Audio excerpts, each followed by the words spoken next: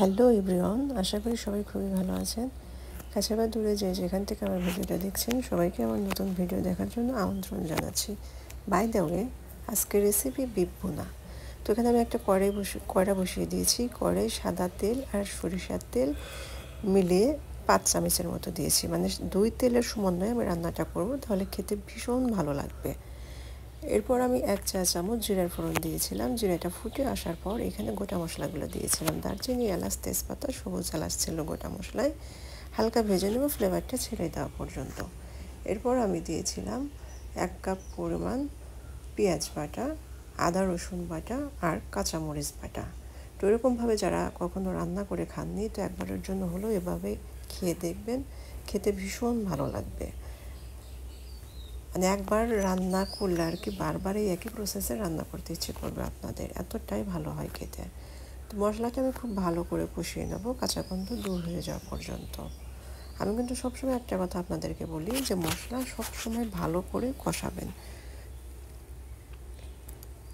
তো এরপর দিয়েছিলাম হলুদের গুঁড়া, মরিচের গুঁড়া, ধনিয়া গুঁড়া আর স্বাদ মতো লবণ। আমি কিন্তু স্ক্রিনে লিখে দিয়েছি কোনটার পরিমাপ কেমন ছিল, দয়া করে আপনারা খেয়াল করে বুঝে নেবেন।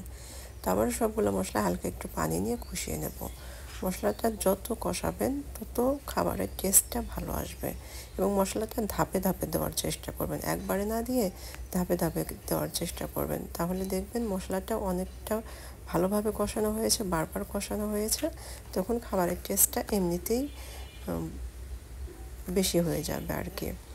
তো এরপর তেল ছেড়ে দেওয়া পর্যন্ত আমি মশলাটাকে ভালো করে কষিয়ে নিয়েছিলাম। কষিয়ে নেওয়ার পর এখানে 1 কেজি গরুর মাংস দিয়েছিলাম, সাথে কয়েক টুকরো আলু দিয়েছিলাম। এটা জাস্ট আমার পছন্দ, আপনারা চাইলে আলুটা বাদ দিতে পারেন।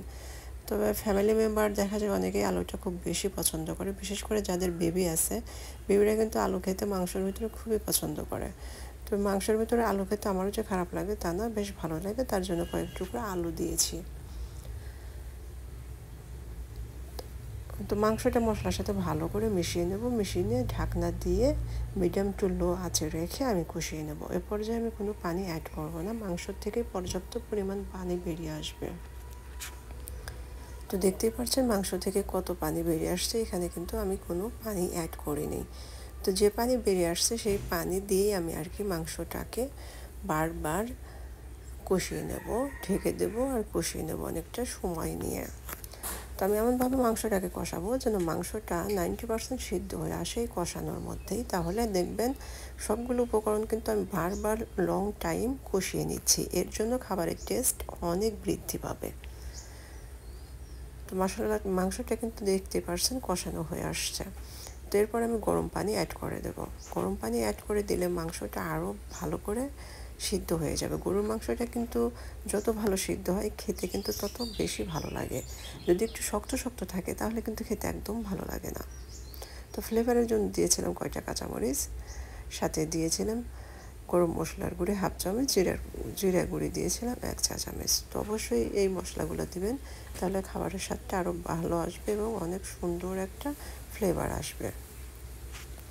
তো এ পর্যায়ে আমি ঢাকনা দিয়ে রান্না করে নিয়েছিলাম। গরু মাংস রান্না করতে কিন্তু অনেকটা সময় লাগে, খুব একটা কম সময় কিন্তু এটা হয় না। মাশাআল্লাহ, আমার রান্নাটা কিন্তু কমপ্লিট হয়ে গেছে, খেতে কিন্তু খুবই ভালো ছিল।